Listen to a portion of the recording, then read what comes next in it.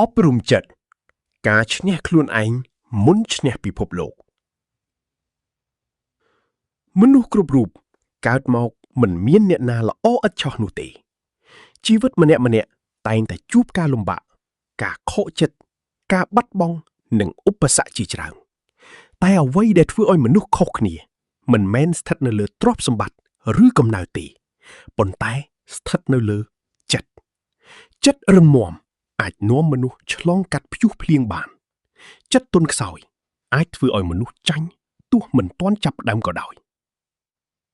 1អប់រំចិត្តគឺការបង្រៀនខ្លួនឯងមុននឹងទៅអប់រំអ្នកដទៃ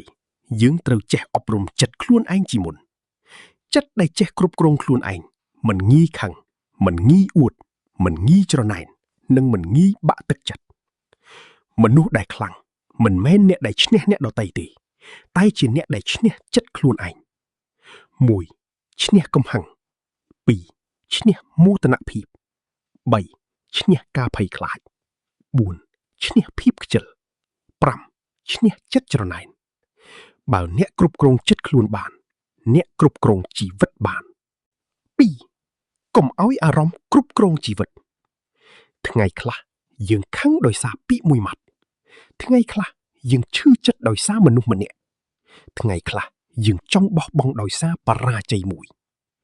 ប៉ុន្តែអារម្មណ៍គ្រាន់ជាភ្ញៀវបណ្ដោះអាសន្នកុំឲ្យភ្ញៀវមកកាន់កាប់ផ្ទះ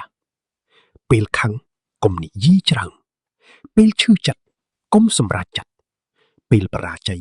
កុំបោះបង់មនុស្សមានប្រាជ្ញាមិនឲ្យអារម្មណ៍បើកបោជីវិតទេ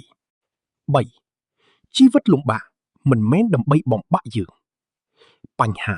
មិនមែនមកភីផ្លន់យើងទេវាមកបង្រៀនយើងទឹកក្តៅមិនធ្វើឲ្យសុទ្ធរឹងដោយចៃដន្យទេវារឹងដោយការសាកល្បងមនុស្សក៏ដូចគ្នាគ្មានការលំបាកគ្មានភាពរឹងមាំអ្នកជោគជ័យភាគច្រើន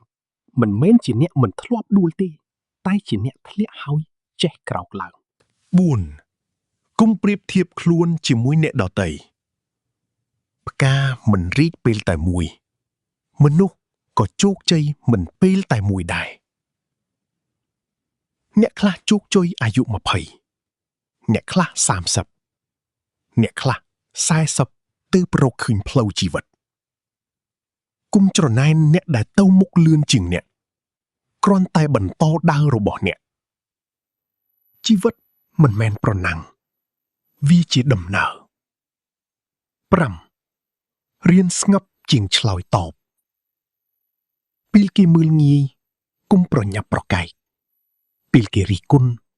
គុំប្រញាប់ខឹងពេលខ្លះភាពស្ងប់គឺចម្លើយខ្លាំងបំផុតមនុស្សធំមិនឈ្នះដោយសម្លេងខ្លាំងតែឈ្នះដោយចិត្តធំ6គុំខ្លាចបរាជ័យមិនមែនផ្ទុយពីជោគជ័យទេវាជាផ្នែកមួយនៃជោគជ័យបើខ្លាចខុសអ្នកមិនហ៊ានចាប់ផ្ដើមបើអេឌីសិនខ្លាចបរាជ័យអំពូលមិនកើតឡើងទេបរាជ័យ100ដងបើរៀន100មេរៀននោះមិនមែនចាញ់ទេ7អប់រំចិត្តឲ្យចេះដឹងគុណមានអាហារញ៉ាំគួរដឹងគុណមានគ្រួសារគួរដឹងគុណមានសុខភាពគួរដឹងគុណមនុស្សដែលដឹងគុណរស់សុខចិត្តជាងអ្នកមានតែមិនពេញចិត្តគុំគិតតែអ្វីខ្វះ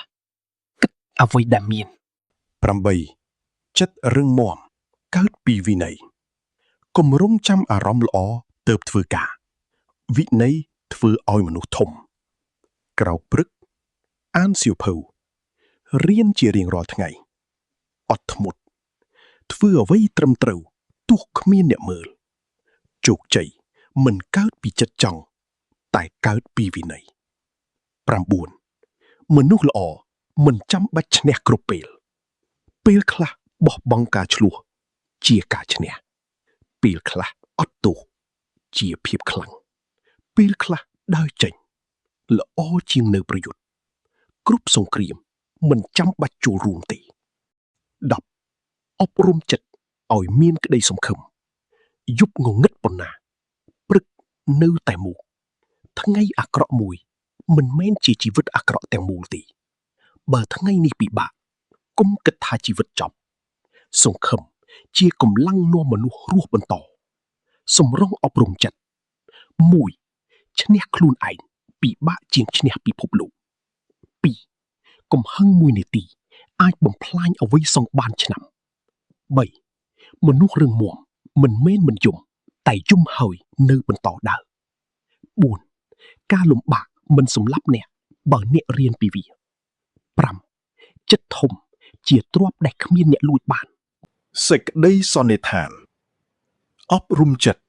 មិនមែនរៀនមួយថ្ងៃចប់ទេវាជាការវឹកហាត់មួយជីវិតចេះអត់ធ្មត់ចេះបោះបង់អ្វីអាក្រក់ចេះដឹងគុណចេះរឹងមាំ